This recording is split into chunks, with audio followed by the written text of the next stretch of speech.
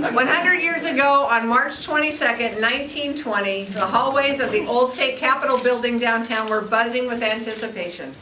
Women everywhere. Some held the hands of wide-eyed little girls in party dresses. This was a day to remember. State Representative Frances E. Haskell, a Republican from Pierce County, escorted the famed suffragist Emma Smith DeVoe to the House dais. Representative Haskell was one of only 2 women in the 139-member legislature.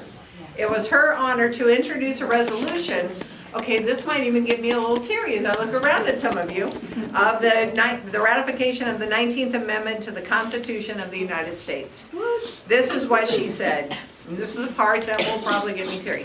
The women of our grandmother's time lived in a very small and narrow sphere, but civilization has advanced by leaps and bounds in the last quarter of the century. Now women can prove to the world that the greatness of our evergreen state is not determined by the number of acres that it contains, nor by the number of its population, but by the character of its men and women who today are extending to all the women of America the privilege of the ballot. The ladies had done their homework, throwing some sharp elbows as needed. The suffrage amendment was duly ratified by the unanimous votes of both the House and the Senate. And I know pretty much everyone in this room knows, Tennessee put the suffrage amendment over the top in August on the 18th in 1920. A young lawmaker who had been opposed to the women's suffrage changed his vote at the urging of his mom.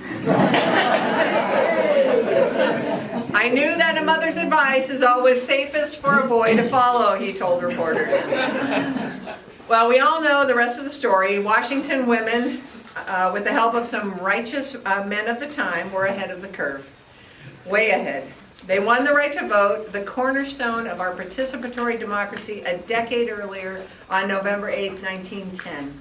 That victory energized the national suffrage movement. It had stalled, and those women are the ones that kind of got it jump-started again.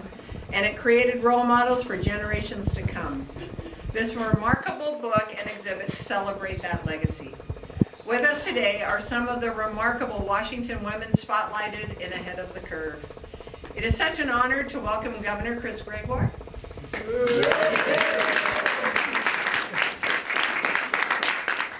It's always nice to have her back in the legislative building because, as you know, her office was across the hall for 8 wonderful years. Former Chief Justice Mary Fairhurst.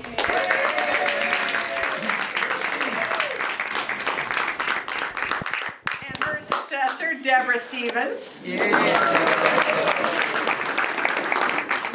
In this room, I can't say go Zags. Okay. Yeah. That's right. Yeah. John Hughes, you didn't even say anything. Yeah. He said it was a good guy. Leonard? Yeah.